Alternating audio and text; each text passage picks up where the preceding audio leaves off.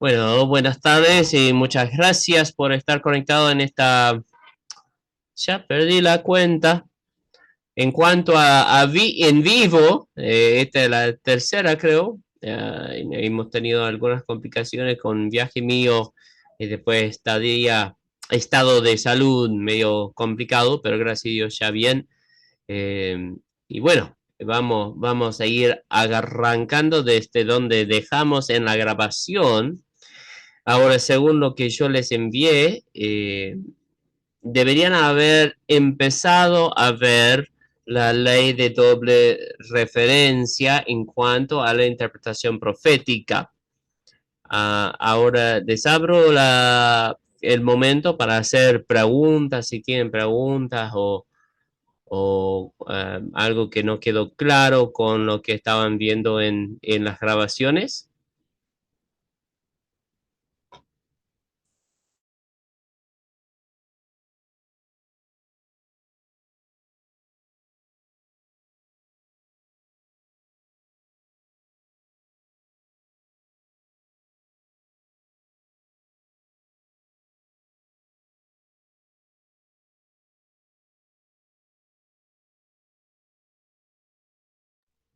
Bueno. Entonces, tomo de silencio como que está todo bien y se entiende. Entonces vamos a agarrar ya directamente con la ley de doble referencia.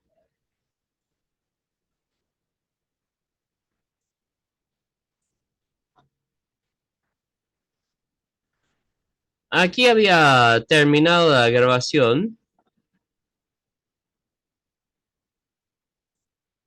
en cuanto al día de Jehová, Yom Jehová y Israel y las naciones.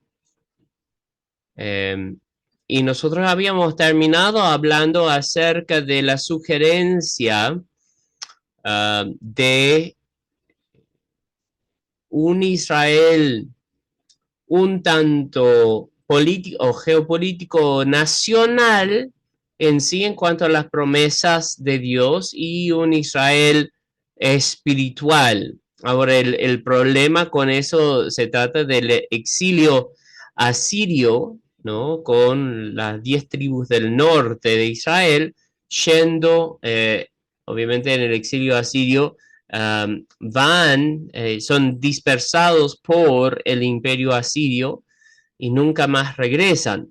Entonces, cuando nosotros vemos libros como los libros proféticos exílicos y posexílicos, hablando acerca de la restauración de Israel, cuando no vemos una restauración de Israel, entonces deja abierto el concepto de que puede haber un sentido metafórico o espiritual de esto. Y nosotros habíamos hecho hincapié en que el Nuevo Testamento nos aclara esta idea, especialmente en los capítulos 9 a 11 de Romanos, ¿no? Cuando nosotros vemos a el pueblo cristiano siendo injertado en Israel. Nosotros hicimos la distinción entre la injerción del pueblo cristiano y el reemplazo de Israel. Ahora hay una teoría que se llama la teoría de reemplazo justamente, que habla acerca de la iglesia reemplazando a Israel y que las promesas que Dios hizo al pueblo de israelí son para el pueblo cristiano, entonces se toma todo metafórico, simbólico o espiritualmente, ¿no? Ahora, había mucho énfasis en esta teoría hasta recientemente en la historia, donde nosotros vemos desde 1948 el establecimiento de nuevo del país de Israel, ¿no? Entonces, desde 136, más o menos, 135, 136, después de Cristo, hasta 1948 no hay un Estado de Israel o un lugar donde los israelitas históricamente pueden decir, ok, nosotros somos de este pueblo, han sido parte de una diáspora continua en la historia. Entonces, la idea de la teoría del reemplazo era entendible hasta el hecho del establecimiento de Israel. Y cuando nosotros tenemos el establecimiento de Israel en lo apocalíptico, nosotros vemos reiterada la duplicidad que da el Antiguo Testamento en este sentido simbólico de la restauración de Israel, pero lo vemos al revés. ¿Qué quiero decir? En cuanto a la Biblia, cuando nosotros vemos los dos pueblos de Israel, uno literal y uno simbólico, el énfasis es sobre lo simbólico o lo que podría cumplirse después. Entonces la historia sigue esa línea. Pero ahora con el establecimiento de Israel, nosotros tenemos un énfasis en que las promesas hechas a Israel se pueden cumplir físicamente, literalmente, tal como dice la palabra de Dios. Y eso especialmente vemos en auge desde el sionismo, que es un movimiento judío de regresar los judíos al pueblo de Israel, ¿no? La idea es que puedan habitar la tierra prometida, por así decirlo, ¿no? Ahora, esto es el punto central. Esto es el punto central para basarnos, tanto bíblica como históricamente, en lo que es la interpretación profética, porque un gran asunto que nosotros vamos a tener cuando estamos eh, interpretando, leyendo los libros proféticos es cómo se interpreta, ¿no? Esto se trata de algún hecho histórico contemporáneo del profeta, algo en el futuro cercano, algo que tiene que ver mucho más lejos. ¿Cómo interpretamos lo que estamos leyendo? Y nosotros hemos visto en estos días, especialmente con el conflicto de Israel y Hamas, un interés importante en cuanto a ver si algunas escrituras están viendo su cumplimiento ahora en este tiempo. Y de hecho, la postura de que nosotros podemos ver en las noticias cumplimientos proféticos se basa desde una interpretación específica que se llama la ley de referencia doble o doble referencia en cuanto a nuestra interpretación profética. Ahora, hay toda una escuela que va detrás de esto, pero el fundador principal es Charles Feinberg y él lo interpreta así, bueno, básicamente nos define lo que es la ley de doble referencia así. La ley de referencia doble puede asumir una de varias formas. Dos o más sucesos del mismo carácter pueden ser escritos por un perfil en común. Sucesos contemporáneos de los profetas colocados al lado de algunos sucesos futuros en profecía que pueden tener brechas gigantes entre sí para poder distinguir su cumplimiento pleno en los sucesos posteriores. Básicamente, nosotros tenemos dos cumplimientos o dos interpretaciones del mismo hecho profetizado. ¿Okay? Y nosotros lo podemos ver, básicamente van a seguir estos alineamientos, ¿sí?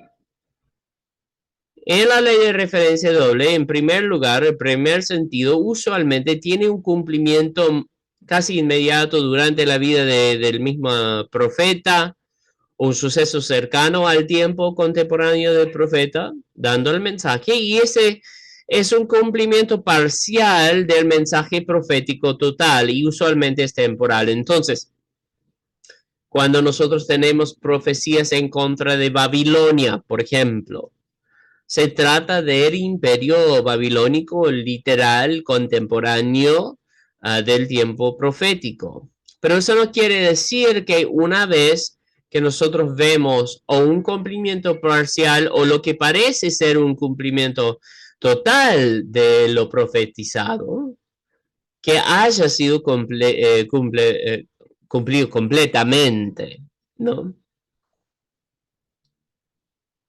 dijimos referencia doble, entonces tiene un doble sentido.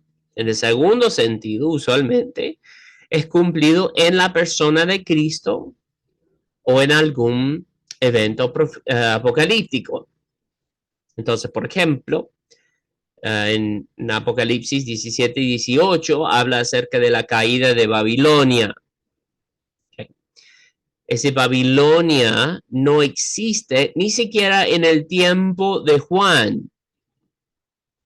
Está usándolo como un sentido simbólico de lo que representaba Babilonia para el pueblo israelita o judía en ese sentido.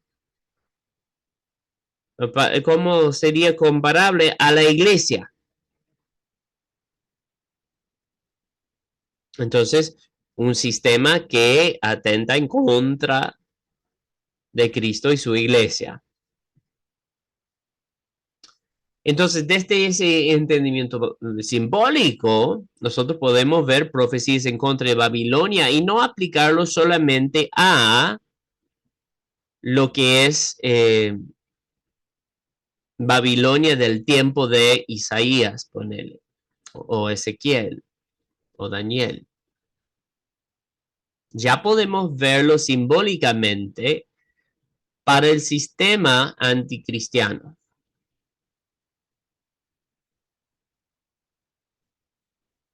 Ahora, este sistema de interpretación profética es contestada, no, está como discutido si tiene validez o no. Y mayormente entre dos escuelas de pensamiento apocalíptico. La primera escuela que es la escuela premilenialista y la segunda escuela que es la escuela amilenialista. Ahora aquí vale definir algunos términos, porque a veces nosotros pensamos que entendemos los términos y tenemos toda una definición detrás que tal vez no tenga que ver con lo que estamos diciendo, pero estos nombres son muy literales en cuanto a premilenialismo y amilenialismo, postmilenialismo. Okay. Estamos hablando acerca de la venida de Cristo y si es anterior al reino milenial, durante el reino milenial o posterior al reino milenial. Entonces algunos piensan que premilenialismo significa que la iglesia se va antes de la tribulación, hay 7 años de tribulación y al final de las 7 tribulaciones viene Cristo, vence al anticristo y reina por 1000 años. Todo eso está equivocado, menos la última parte, porque no estamos hablando de ubicación del rapto en el premilenialismo. Obviamente, si vos crees en el premilenialismo, crees que el rapto sucederá anterior al reino milenial, pero eso no significa que el rapto tiene que ver con nuestra postura milenialista. Solamente estamos diciendo que creemos que Cristo vendrá literalmente en el aire, que bajará, pondrá su pie sobre el monte Olivos, se romperá en dos y Cristo reinará por 1000 años en la tierra físicamente. Todos los evangélicos de cualquier sabor que encuentres son premilenialistas. Tienden a tener esta lectura de las escrituras premilenialistas. Ahora, históricamente, especialmente antes del siglo XX, históricamente, el cristianismo aceptado ha sido amilenialista o postmilenialista. Pero justamente antes del movimiento de santidad, justo antes, nosotros tenemos un auge en el entendimiento amilenialista. El amilenialista cree que el milenio es algo simbólico, que no es literal, y que el establecimiento del reino milenial se hace a través de la iglesia. Entonces la iglesia evangeliza, la iglesia hace misiones, hace discípulos de toda la tierra. Y cuando toda la tierra acepte a Cristo, deje de pecar, nosotros nos santificamos juntos, entonces vendrá Cristo. Entonces, por ejemplo, en Mateo capítulo 6, los discípulos piden a Cristo que les muestre cómo orar. Y una de las cosas que dice es que venga su reino. Hágase su voluntad aquí en la tierra como en el cielo. ¿Sí? Y el concepto entonces es que una de las implicaciones es que nosotros tenemos que hacer de la tierra el reino de Dios. Ahora eso viene de la mano con el pensamiento moderno, y el pensamiento moderno básicamente decía que el individuo, el ser humano, se va a mejorar y mejorar y mejorar en todo aspecto hasta que llegue a la perfección. Entonces tenemos muchos avances en la ciencia, literatura, arte, etcétera. Pero no pudimos responder a todas las preguntas que nos hacía la vida, como qué haces con el pecado, qué haces con la maldad, qué haces con la muerte. ¿Sí? Entonces este pensamiento amilenialista no es muy escuchado hoy en día, al menos que sea a través de ramas como el catolicismo o un deísmo cristiano medio no tan creyendo en el evangelio. Es decir, aplicamos conceptos de la Biblia, creemos que es una buena idea tener a Dios, pero esto de dedicar mi vida, santificarme, estar en la presencia de Dios, todo eso ya es más simbólico. Okay. En esos campos nosotros podemos encontrar todavía el amilenialismo, pero hoy en día casi todos los evangélicos somos premilenialistas, y eso tiene que ver justamente con lo que veníamos hablando acerca del establecimiento de Israel. Si tenemos a Israel como nación, entonces muchos de los pensamientos modernos, que todo esto era simbólico, tal vez la iglesia haya reemplazado a Israel y las promesas que Dios estaba haciendo no era específicamente para el pueblo de Israel, sino era para los cristianos, viendo a futuro cómo iba a injertar a los gentiles en el pueblo de Israel a través del sacrificio de Cristo. Entonces, cuando hay una Israel establecida como nación, entonces decimos, oh, para, tal vez esto sea literal. ¿Okay? Entonces, si es literal, tenemos que rever muchos conceptos proféticos, y ahí es donde nace la ley de referencia doble en la interpretación profética. ¿Okay?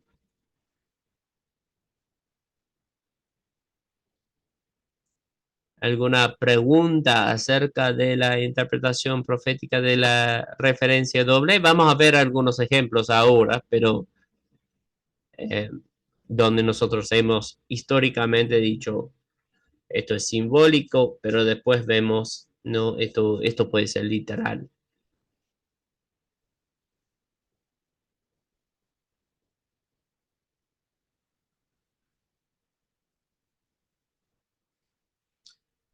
Entonces, en primer sentido, cuando estamos interpretando proféticamente, siempre interpretamos literal y contextualmente al profeta.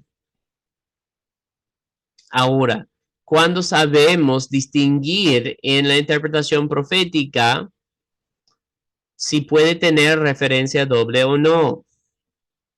Es importante remarcar, porque no todo mensaje profético se aplica la ley de referencia doble. ¿Okay? Cuando hay un pasaje que tiene sentido apocalíptico o tiene literatura apocalíptica, como ya hemos hablado, entonces ahí se puede aplicar la ley de referencia doble.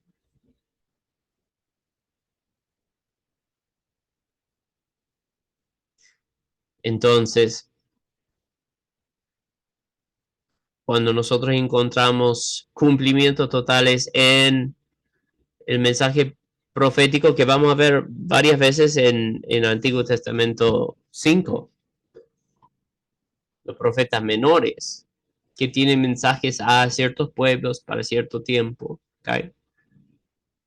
Entonces no se les aplica la ley de referencia doble, porque ya tiene cumplido esta profecía. Por ejemplo, uno me preguntó recientemente acerca de Hamás y Israel, si la profecía en contra de Edom se le aplicaba. Bueno, a ver, Edom no es Hamás y Hamás no proviene desde Edom. Entonces hay varios problemas ahí, pero el mayor problema es que la profecía de Edom ya se cumplió. Entonces, en cuanto a ese sentido, no se le aplica ahora la ley de referencia doble. No sé si me explico ahí, pero en el sentido de profético ya cumplido, listo.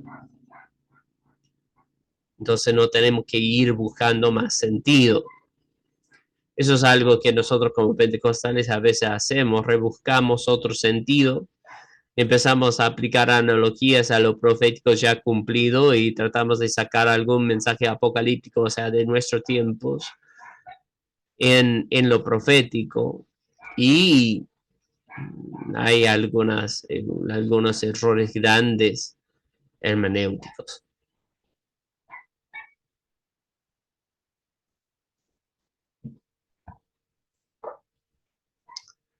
Entonces, algunos lugares donde nosotros podemos ver el cumplimiento.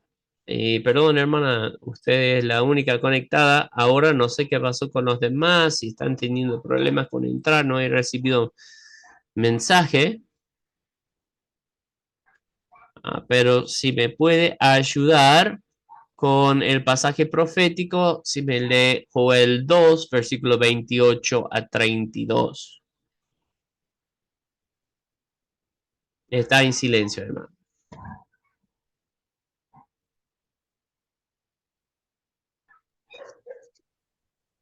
Ahí está.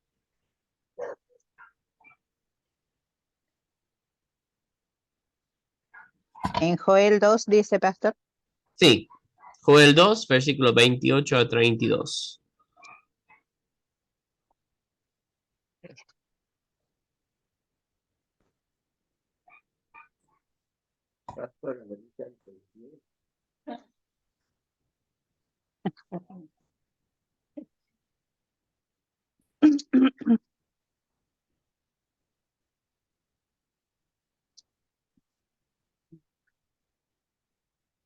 Se me perdió Joel en la Biblia. Joel 2, 28 al 32. Así es. Dice, y después de esto derramaré de mi espíritu sobre toda carne, y profetizarán vuestros hijos y vuestras hijas. Vuestros ancianos soñarán sueños, y vuestros jóvenes verán visiones. Y también sobre los siervos y sobre las siervas derramaré de mi espíritu en aquellos días. Y daré prodigios en el cielo y en la tierra, sangre y fuego y columnas de humo. El sol se convertirá en tinieblas y la luna en sangre, antes que venga el día grande y espantoso de Jehová. Y todo aquel que invocar el nombre de Jehová será salvo, porque en el monte de Sión y en Jerusalén habrá salvación, como ha dicho Jehová, y entre el remanente al cual él habrá llamado. Amén. ¿Nosotros somos parte del remanente o es la nación de Israel? Bueno, esa es una gran pregunta. Yo diría sí y sí, porque habrá un cumplimiento literal y habrá un cumplimiento espiritual. Y eso es justamente lo que vamos a estar viendo ahora, porque en el primer cumplimiento nosotros vemos un remanente, por así decirlo, de Israel ya escogido en Hechos capítulo 2, ¿no? Yo te leo acá, esta es la prédica de Pedro, hablando acerca de lo que estaba aconteciendo en el día de Pentecostés. Mas esto es lo dicho por el profeta Joel. Y en los postreros días, dice Dios, derramaré de mi espíritu sobre toda carne y vuestros hijos profetizarán, vuestros jóvenes verán visiones, vuestros ancianos soñarán sueños. Bueno, no es necesario que lo lea de vuelta, pero lo que nosotros vemos ahí en Pentecostés es el primer cumplimiento del derramar del Espíritu.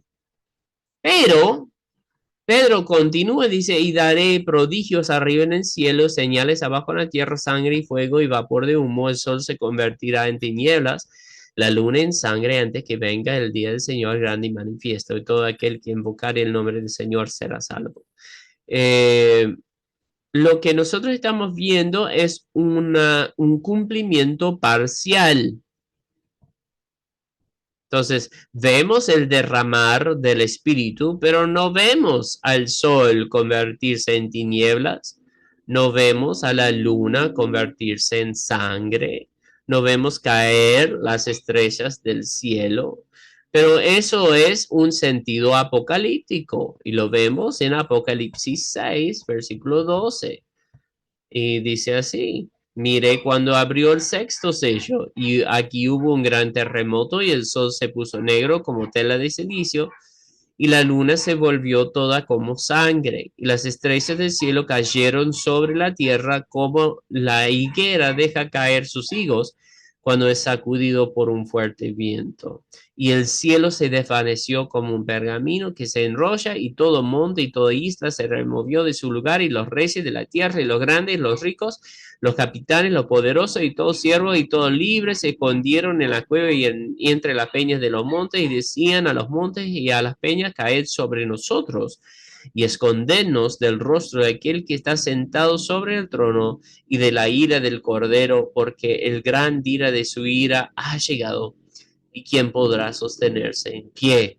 ¿Okay? Bueno, vemos el cumplimiento apocalíptico, literalmente en Apocalipsis, ¿no? Entonces, este es cuando nosotros vemos Joel, por ejemplo, podemos aplicar una parte a nosotros y todavía aún nosotros estamos esperando el cumplimiento apocalíptico de Joel, aunque parcialmente ya fue cumplido, ¿no? ¿Okay? ¿Qué dice, hermana? ¿Qué dice Daniel 11:31?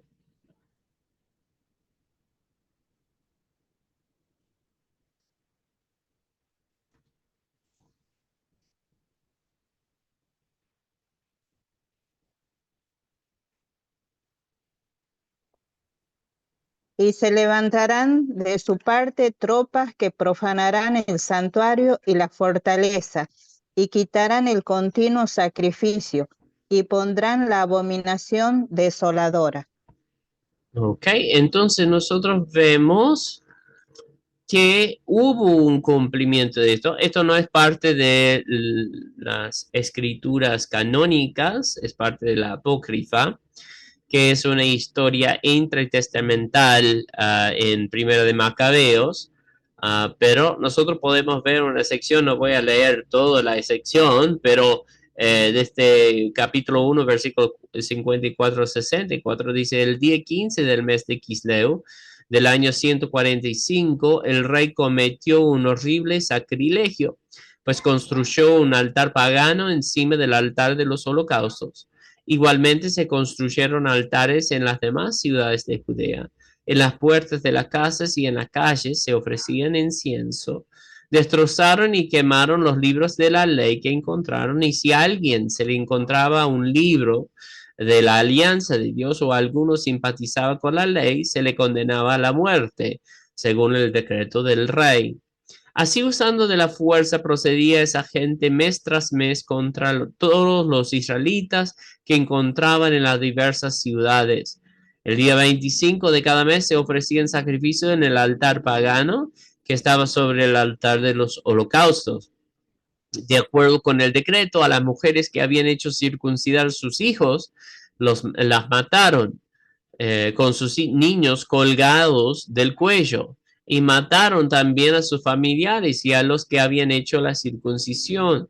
Sin embargo, hubo muchos israelitas que tuvieron la fuerza y el valor para negarse a comer alimentos impuros. Prefirieron morir antes que profanarse comiendo tales alimentos y violar la alianza sagrada.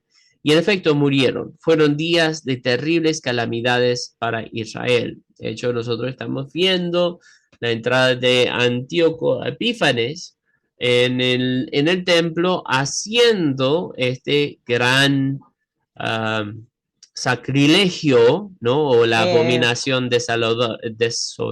profe, Sí, es cuando sacrificaron los cerdos, o puede ser ahí en el altar de Dios, sí, que no exactamente. estaba permitido y hicieron. Ah, Exactamente, y eso es lo que es el catalizador para la revolución macabea, para deshacerse del dominio griego sobre ellos, de hecho greco-romano, porque nosotros vamos a ver a los romanos tratando de entrar y ver que ya tienen un sistema medio independiente, los judíos, y entonces ellos solamente están allí, están más que nada como policías.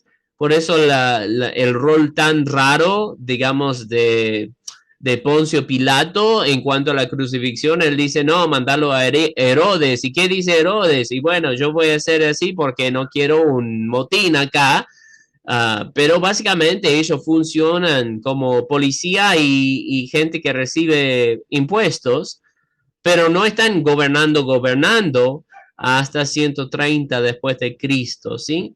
Entonces, nosotros vemos acá un parcial cumplimiento de Daniel 11, pero no es el único cumplimiento. Nosotros vemos a Jesús hablar del mismo en Mateo capítulo 24, versículo 15, dice, por tanto, cuando veáis en el lugar santo la abominación desoladora del que habló el profeta Daniel, entonces los que estén en Judea huyan a los montes. El que esté en la azotea no descienda para tomar algo de su casa, y el que esté en el campo no vuelva atrás para tomar su capa. Okay, y entonces empieza a describir el día del Señor. Ahí él dice, esto es lo que va a desatar la ira del Cordero que acabamos de leer, ¿no? Okay, y nosotros podemos ver también en 2 Tesalonicenses capítulo 2 la revelación del hijo de la perdición. Es justamente cuando hace la abominación desoladora de Daniel, ¿no? Cuando sacrifica y se proclama a Dios, se pone en el trono de Dios. ¿Okay? El trono de Dios no es un lugar arbitrario, es un lugar literal, ¿no? O sea, en el lugar santísimo, los querubines que estaban arriba del arca del pacto se llama el trono de Dios. Entonces se pone en el lugar santísimo, se declara a Dios ahí. Esto es como nosotros reconocemos a quién es el anticristo, ¿no?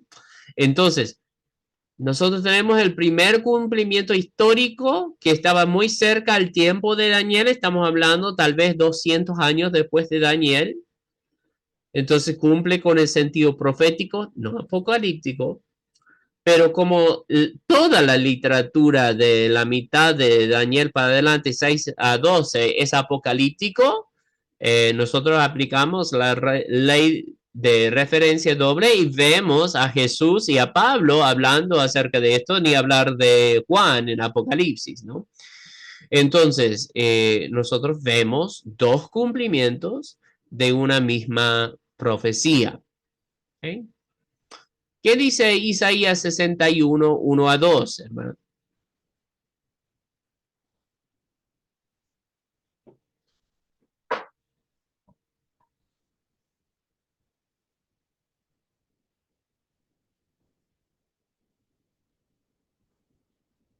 Dice, el Espíritu de Jehová el Señor está sobre mí, porque me ungió Jehová y me ha enviado a predicar buenas nuevas a los abatidos y vendar a los quebrantados de corazón, a publicar libertad a los cautivos y a los presos apertura de la cárcel, a proclamar el año de la buena voluntad de Jehová y el día de venganza del Dios nuestro, a consolar a todos los enlutados. Ok, y entonces en Lucas nosotros vemos esto, pero vemos a Jesús en Nazaret predicando su primer sermón en una sinagoga de Nazaret, de donde es. Y él deja fuera esa última parte a propósito. Él está en el primer cumplimiento para abrir los ojos de los ciegos, para hablar acerca de cómo es el año agradable del Señor, liberar a los presos, pero no habla de venganza. ¿Okay? En Apocalipsis capítulo 19 y 15 vemos la venganza. De su boca sale una espada aguda para herir con ella a las naciones. Y él las regirá con vara de hierro, y él pisa el lagar del vino del furor y de la ira del Dios Todopoderoso. Okay. Entonces nosotros vemos que cumple también con lo que dice Isaías 61 y 2, aunque en su primera venida él cumplió con la primera parte, en su segunda venida cumple con la segunda parte. Okay. Okay, no vamos a leer este capítulo por completo, Isaías 14, pero ahí vemos una descripción clásica acerca de Satanás, de cómo fue formado, de cómo fue su traición en contra del cielo, ¿no? Y nosotros vemos que en cuanto a Isaías en su tiempo, en el sentido profético, está hablando en contra de Nabucodonosor, de Belsasar, ¿no? Vamos a ver que Nabucodonosor es humillado en su tiempo, se acuerda de ese tiempo y vamos a hablar de eso cuando llegamos a Daniel, pero ese tiempo donde él se enloquece en 7 años, que está hecho como un animal, se es rebajado, aunque fue el rey de reyes de su tierra, fue hecho para comer pasto, ¿no? Y Belsasar, que pensaba que podía hasta festejarse con los elementos del templo, traer las copas de Jerusalén de oro.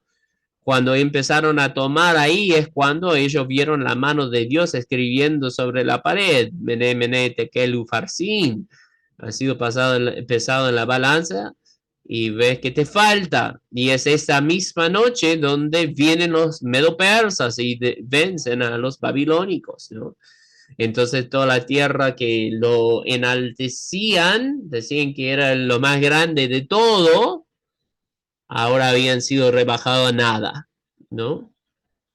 Y en el segundo cumplimiento lo vamos a ver en la persona de Satanás, porque él va a unir a todas las naciones en contra del Cordero, pero acabamos de leer qué va a hacer el Cordero en contra de ellos en Apocalipsis 19:15. Sale la espada de su boca y ¡slap! Se van todos. ¿Okay? Y finalmente Isaías 9:6. ¿Qué dice, hermana? Isaías 9:6.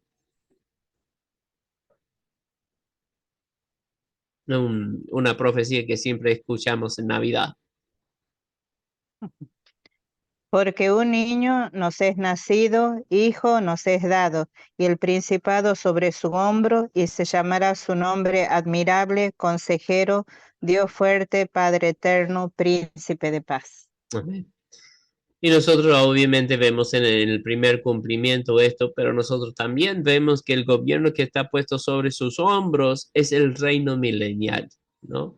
Entonces Cristo no reinó sobre nada acá, nosotros lo vamos a ver en Hechos capítulo 1 cuando se resucita y están unidos todos después de 40 días viendo cómo Cristo vive y sigue haciendo milagros, sigue haciendo cosas para mostrar que sigue vivo. Ellos preguntan, ¿ahora vas a establecer tu reino? Están esperando el cumplimiento final de esto. Y Cristo dice, no les he dado la autoridad para conocer los tiempos, ¿no? Entonces, hay un momento para eso, pero no es todavía, ¿no? Y nosotros podemos ver esto en alineación con lo que hablamos acerca del concepto hebreo del tiempo. ¿Se acuerda? Nosotros estamos en el mismo escenario, pero son los eventos de Dios que nos catapultan hacia el siguiente nivel. Entonces, no había terminado la obra de Cristo, aunque Él había terminado su parte. Todavía el mundo tenía que escuchar el Evangelio, ser presentado con ello y aceptar a Cristo o negarlo, ¿no? Entonces es cuando todo el Evangelio es predicado en todo el mundo, entonces vendrá el fin, dice Mateo capítulo 24, versículo 14, ¿no?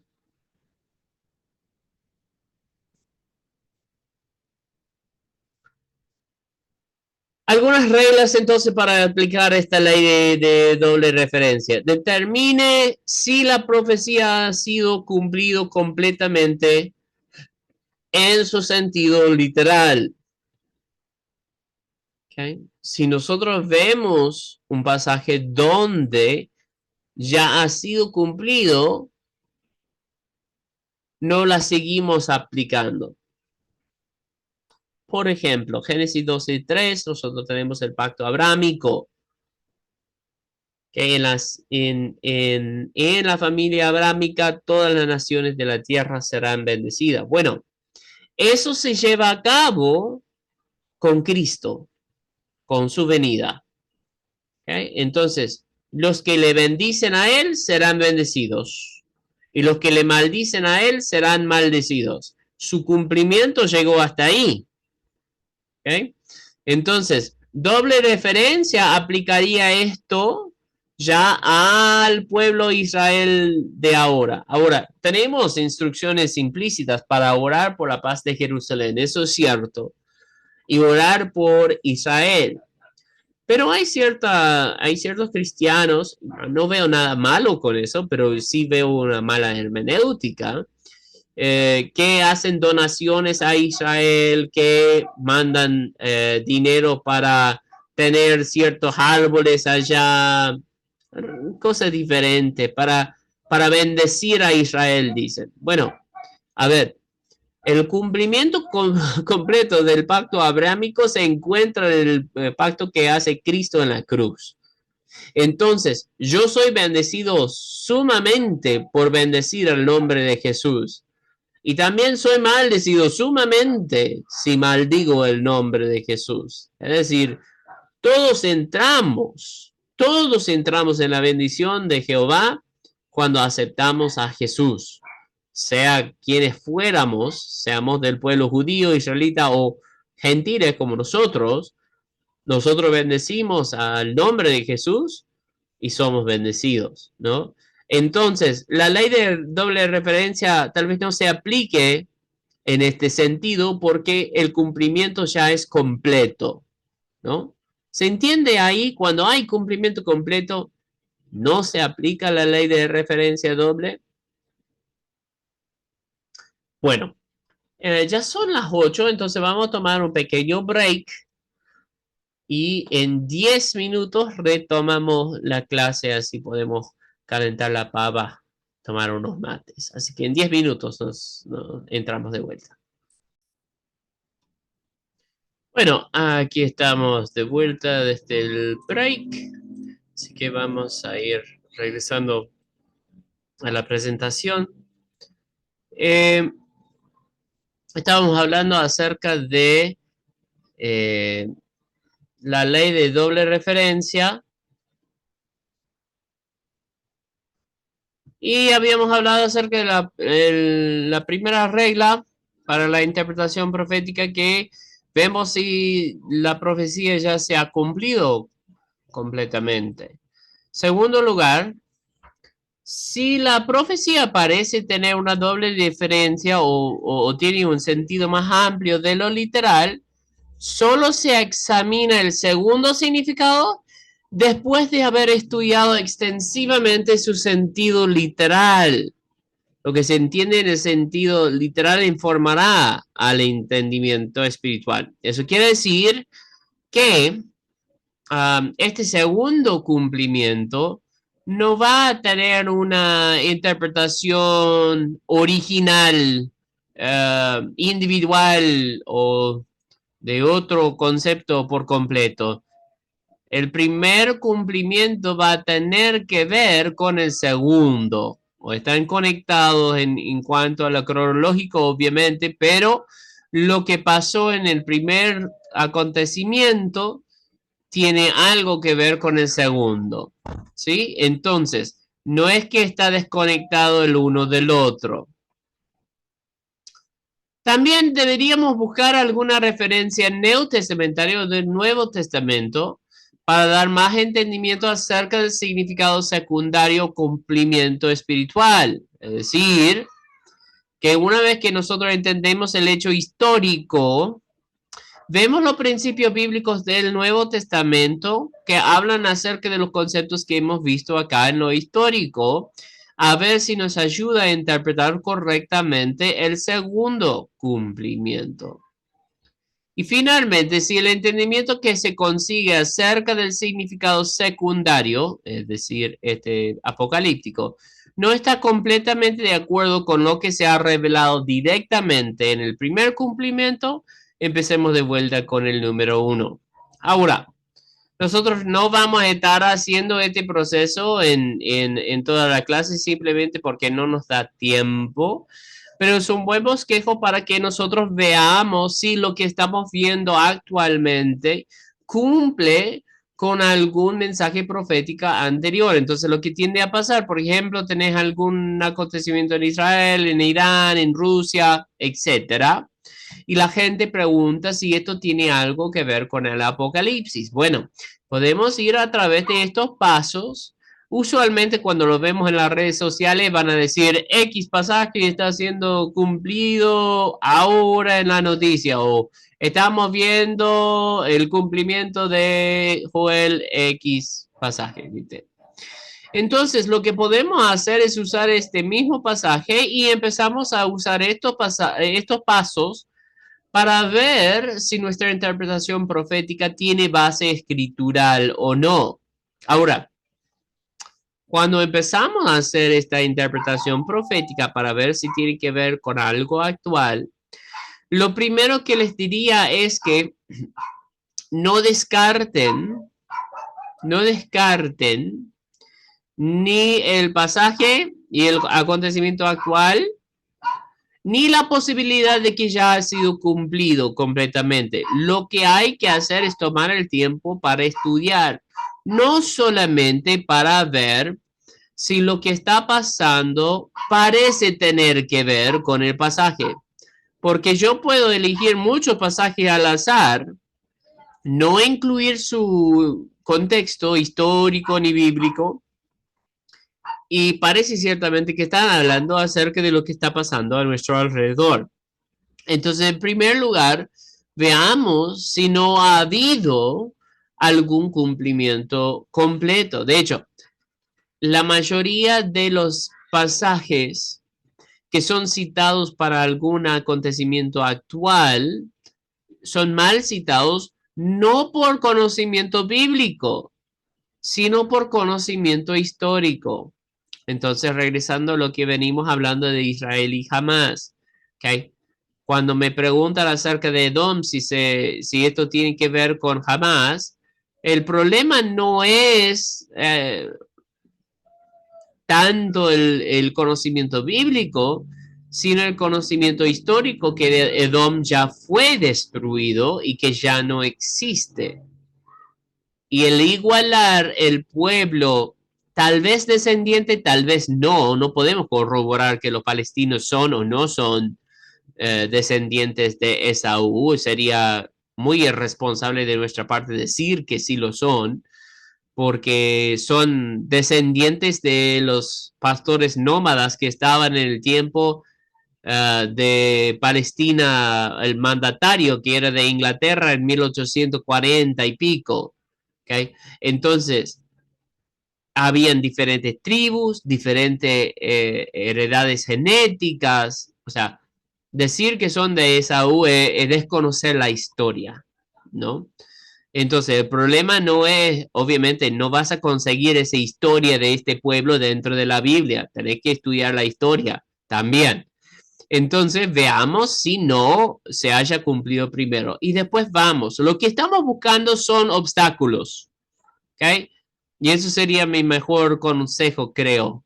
Busquen obstáculos que esto no sea cumplimiento. ¿Por qué?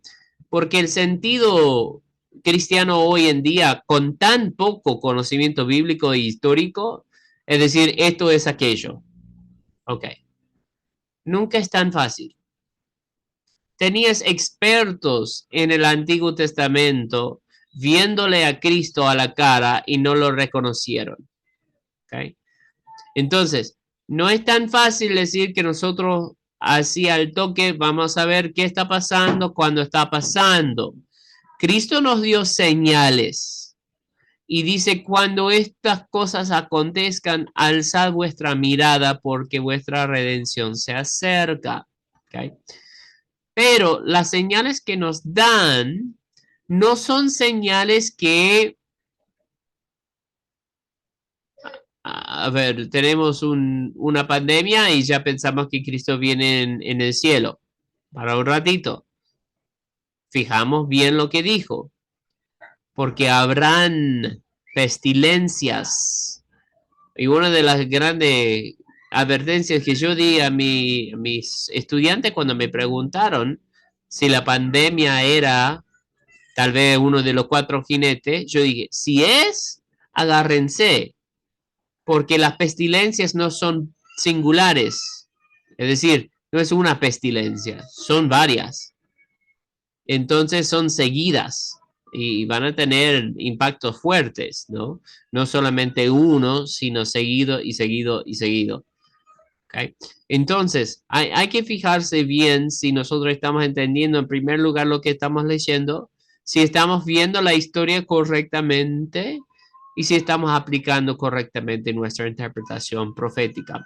Vamos a intentar hacer una interpretación profética correcta para Isaías, Jeremías, Lamentaciones y Daniel. Pero como digo, esto está reñida este concepto de interpretación profética, no dentro del mundo tanto evangélico, sino del mundo cristiano en sí.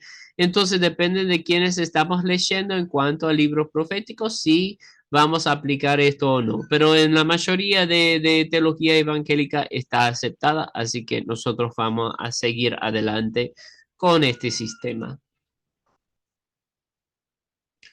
Bueno. Uno de los puntos principales que vamos a ver en todos los libros proféticos, tanto de profetas mayores y profetas menores, es el mesianismo. ¿Okay? La palabra Mesías, la palabra Mesías viene de la helenización del hebreo Meshiach, que significa el ungido. Va a tener una traducción que es Cristos en el griego y es por eso que decimos Jesucristo. Cristo no era su apellido, obviamente. ¿No? Se refiere al elegido por Dios. Ahora, cuando nosotros estamos leyendo este término Mesías en el hebreo, se aplica en diferentes ámbitos, en diferentes tiempos. No es el Mesías en sí, en muchos pasajes, especialmente en pasajes de libros históricos, ¿no? Del Antiguo Testamento. Y se aplica a los reyes. Se acuerda de la historia de David, por ejemplo. Samuel viene, busca entre los hermanos, no lo encuentra, andan a llamar a David. David viene y ¿qué hace Samuel? Bueno, le puse el aceite sobre la cabeza, ¿no? Y este es el ungimiento de David. En ese sentido, él cumple con ser Mesías o ungido por Dios. Entonces tenemos que distinguir lo que estamos diciendo, no solamente en cuanto a un mesianismo en sí, sino al mesianismo.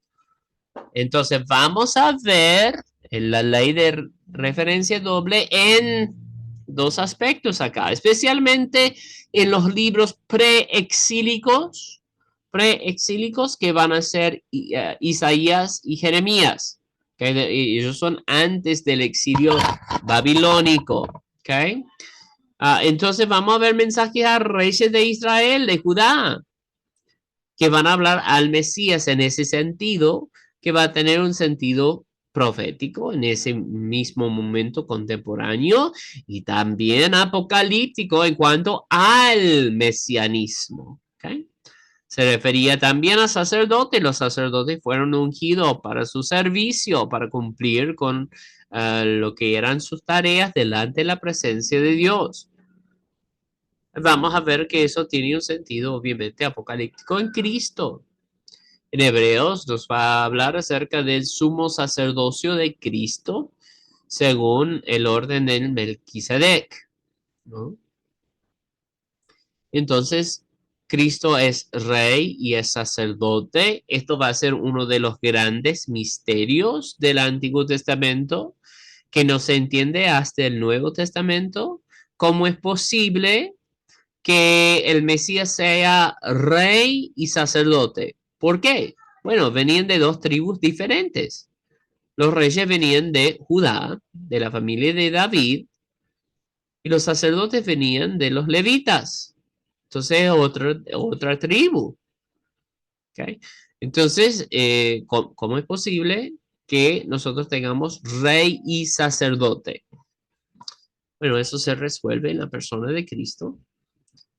Y en el sentido espiritual también los profetas fueron ungidos y aquí es donde nosotros vemos la diferencia entre los sacerdotes y los profetas, pero cumplen en un sentido espiritual las dos cosas, ¿sí? Que los profetas son llamados, ¿sí? Llamados. Y esto va a ser un ungimiento espiritual, así. Nosotros vamos a ver que hasta desde el primer profeta, en la tradición judía, el primer profeta es Moisés, ¿okay? Porque él va a dar una perspectiva para allanar el camino para los israelitas, especialmente en el libro de Deuteronomio. ¿Okay? En el libro de Deuteronomio ya hemos empezado la conquista, la Transjordania ya ha sido conquistada. Y Moisés está en la llanura de Moab, al otro lado de Jordán, dando instrucciones a los israelitas para seguir la conquista en adelante con Josué. Y en ese sentido, él da una referencia mesiánica, hablando acerca de que habrá otra profeta que se levante como vos. Nosotros ya hemos leído este pasaje cuando estábamos leyendo acerca de las reglas de ver si un profeta es falso o verdadero, ¿sí? Y hablamos acerca de cómo Dios iba a poner su palabra en su boca, ¿okay? Entonces nosotros vamos a ver que desde la tradición profética, aún empezando con Moisés, el Mesías ha sido un enfoque principal. Y el gran problema con el Mesías es todo el cambio que ha sufrido Israel a través del tiempo, desde el tiempo de Moisés en adelante. Y especialmente en los libros proféticos de los profetas mayores vamos a ver grandes cambios geopolíticos, ¿no? En primer lugar vamos a ver a Siria atacando a Israel. No van a llegar a terminar con Judá, pero ellos van a hacer caer Samaria, que es el capital de Israel, en 722 a.C. Después los asirios van a ser vencidos por los babilónicos, y los babilónicos van a entrar y van a compenetrar más allá, más al sur de Israel, a Judá, y finalmente van a pelear en contra de Egipto y ganar también. Pero Babilonia después tiene otra pelea en su frente oriental contra Medo-Persia y ellos van a ganar a los babilónicos. Eso vamos a ver con Belsasar. Justamente Daniel está ahí cuando acontece que Babilonia cae frente a Persia. después cuando Persia entra, Ciro el Grande permite a los judíos regresar y cuando regresan van a enfrentarse contra Samaria. ¿Se acuerdan el libro de Nehemías? ¿No? Tenían una cuchara, digamos, para albañilería, no puedo decir esa palabra, para construir la pared y con la otra mano tenían la espada, ¿viste? Para enfrentarse contra los poderes gubernamentales de Samaria en ese tiempo. Finalmente los griegos van a vencer a los persas. Esto acontece en el libro de 300, la película de 300, Leónidas, no sé si ha visto o no, pero esto es Esparta y patea al mensajero del rey que viene, Jerjes, que enfrenta a Grecia. Grecia le gana a Persia, en primer lugar para liberar a Grecia, pero después con el surgimiento de Alejandro Magno, ellos van a conquistar al imperio persa. Y finalmente, los griegos son vencidos, medio asumidos por los romanos. En el sentido medio asumido porque no hay mucha guerra entre Grecia y Roma. Básicamente Roma toma el poder y Grecia solamente acepta y implementan todo, digamos, todo lo que es lo romano en el mundo griego. Por eso hablamos de un mundo greco-romano, ¿sí? Es una combinación de Grecia y Roma. Y entonces en todo esto, y ya después, esto es el sentido profético, si hablamos de apocalíptico, todas las diferencias, todos los cambios entre desde Roma hasta ahora para Israel. Grandes conflictos geopolíticos, ¿cómo es posible que venga un Mesías que cumpla con estos tres roles? Además de eso, muy específico en que él va a ser un líder espiritual que va a introducir el reino de Dios en la tierra. Pero este concepto del reino de Dios para los israelitas no es nuestro concepto del reino de Dios, ¿verdad? Y nosotros vemos esta confusión en Hechos capítulo 1 cuando preguntan, ¿establecerás ahora tu reino? Lo que están buscando es que Cristo sea rey político. Claro, porque Israel ha sido teocracia, o sea, un gobierno gobernado por Dios. Eso es lo que ellos piensan cuando escuchan reino de Dios. No en un sentido personal que yo me ascribo al reino de Dios, me atribuyo ser ciudadano del reino de Dios, cambio mi manera de vivir a través del poder del Espíritu, me arrepiento y bueno, este es nuestro concepto del reino de Dios. Pero el concepto del reino de Dios para los profetas mayores es un reino literal, ¿sí? Y esta es la mayor razón por la cual actualmente los judíos no aceptan a Jesús como el Mesías, porque aunque nosotros escuchemos en las iglesias se han cumplido todas las profecías mesiánicas, estrictamente hablando, no, Cristo no ha cumplido todas las profecías mesiánicas. De hecho, hemos leído algunas de las profecías en esta misma clase que muestran que Jesús no ha cumplido con todas las profecías mesiánicas, por lo menos en nuestro tiempo cronológico. Esto de establecer su reino, de sentarse sobre el trono de su padre David, de traer el reino de Dios a la tierra, esas cosas son apocalípticas. Entonces, por eso es necesario que nosotros apliquemos la ley de referencia doble para evitar esta confusión y entender que hay una primera y segunda venida de Cristo con dos propósitos distintos. ¿Sí?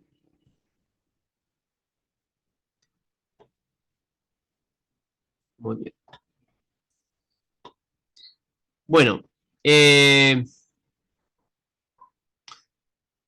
ustedes pueden leer esto después, importante.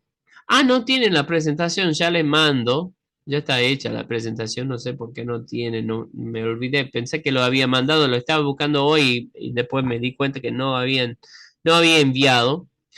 Ah, pero nosotros podemos ver varias similitudes entre Isaías y el Evangelio. Y cuando nosotros hablamos acerca del mensaje y exégesis de Isaías, es donde nosotros debemos de arrancar sabiendo que este mensaje profético de Isaías mayormente se va a tratar, por lo menos para nuestros propósitos, mayormente se va a tratar acerca de la persona, el reino y el mensaje de Cristo en la tierra. Y es tan cercano a un evangelio, es decir, tantos pasajes nosotros vemos en Isaías que son cumplidos en los 4 evangelios, que algunos le han dado el nombre del quinto evangelio, especialmente con el mesianismo en Isaías. Nosotros vemos que el Mesías será del linaje de David, nacido de una virgen, se llamará Emmanuel, un mensajero lo procederá, será ungido por el Espíritu de Dios, ministrará en Galilea, sanará a los enfermos, será humilde, pero obrará justicia. Hasta los gentiles lo van a seguir, será una piedra de tropiezo para los que no creen en él, será rechazado por Israel, será obediente a Dios, le golpearán su espalda, le arrancarán su barba y le escupirán en la cara, será inmolado por tortura y crueldad, no se defenderá durante su sufrimiento, será golpeado, será afligido a causa de nuestros pecados como una ofrenda de pecado. Su tumba será entre los ricos, su reino durará por siempre y extenderá la salvación hasta los confines de la tierra, será luz a los gentiles. Básicamente con el libro de Isaías podemos casi sacar el evangelio solo mirando al concepto del mesianismo que va a tocar Isaías. Y Isaías va a tocar más a fondo al mesianismo que cualquier otro profeta en los profetas mayores. Y nosotros podemos ver un sentido de progresión en los profetas mayores, porque en Isaías vamos a ver el mesianismo, y el mesianismo para el cristianismo se llama cristología, el estudio de Cristo, ¿sí? Jeremías va a tratar acerca del problema que Dios va a tener al rechazar a Israel por su pecado, pero invitarle a seguir en su pacto, porque eso es pecaminoso según la ley de Deuteronomio que vamos a ver cuando llegamos a Jeremías, una vez que haya sido casado con una mujer, como igual a la relación Dios e Israel en Jeremías. Una vez que se haya casado y se haya divorciado, no se puede casar con ella de vuelta. Esto es abominación en la tierra, dice Deuteronomio. Pero en Jeremías Dios le da una carta de divorcio a Israel y después se quiere casar con ella de vuelta. Eso es problemático, ¿sí? Y vamos a ver eso como soteriología, la manera de salvar a todas las naciones a través de Cristo en, en Jeremías. Y finalmente en Ezequiel vamos a hablar mucho acerca de lo que es eclesiología, estudio de la iglesia, y Apocalipsis en sí, escatología. Sí, el estudio de las últimas cosas. Entonces vamos a ver una progresión, y ni hablar de Daniel. Vamos a ver una progresión de doctrinas en estos diferentes libros. Pero no es solamente el mesianismo que lo toca tanto Isaías. De hecho, si nosotros estamos siendo académicos con nuestro estudio, tendremos que reconocer que la alta crítica divide a Isaías en 3 partes. Proto-Isaías, la primera sección, Deutero-Isaías, la segunda, y finalmente Trito-Isaías. Y eso es por la manera que se escribe, parece ser diferentes estilos de escritura, parecen ser de diferentes tiempos también. Entonces, se cree según la alta crítica que son tres diferentes autores en tres diferentes tiempos que están escribiendo a Isaías. Ahora, tradicionalmente el libro es atribuido al profeta de Isaías, como dice en capítulo 1, a quien parece tener un parentesco, relación cercana con la realeza durante el periodo preexílico en los reinos de Israel y Judá, aunque su mensaje principalmente se dirige a Judá. Entonces, ¿cómo reconciliamos estas dos posturas?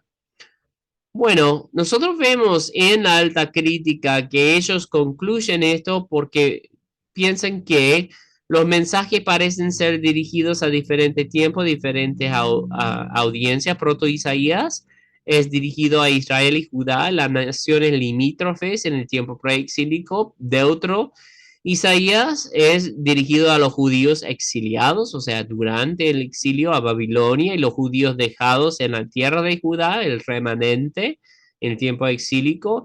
Y Trito Isaías es dirigido al tiempo post-exílico y apocalíptico del nuevo gobierno mesiánico.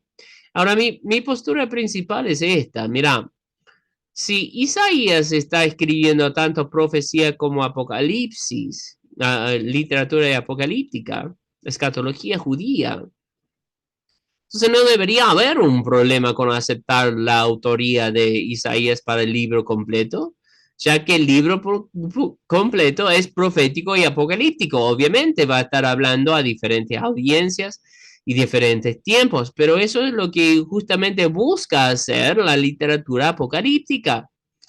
Entonces, entendiendo este concepto de lo profético y lo apocalíptico, y que algunas secciones del libro de Isaías es profético y otras secciones son apocalípticas, entonces no veo ningún problema con que sea el autor que menciona la palabra de Dios en capítulo 1, Isaías, hijo de Amós. Bueno, hermana, vamos a llegar hasta aquí esta noche porque hay otra reunión con el consejo que tenemos que tener, pero mañana, Dios mediante, vamos a estar entrando de vuelta a las 19 horas. Espero con nuestros otros compañeros también. ¿Alguna pregunta o comentario antes de terminar, hermana? No, está todo clarito y lo voy a volver a rever bien a la clase, y también voy a leer, pues yo tengo una Biblia católica, y quiero ver la parte esa de Isaías, porque a veces ellas tienen más libros que los nuestros y tienen un poco de historia. Claro, Voy a claro, ver claro. si puede. Ujú. Bueno, perfecto, sí. Y Bueno, mientras está ahí, ese primero de Macabeos, capítulo 1, describe la destrucción, o no destrucción, sino cómo toman el poder los griegos a, a Judá, ¿no? Así que eso es bueno para la historia, ¿no? Para tener ese conocimiento. Bueno, hermano, muchísimas gracias entonces por su asistencia y participación. Que Dios le bendiga y nos vemos Dios mediante mañana a las 19 horas. Bendiciones.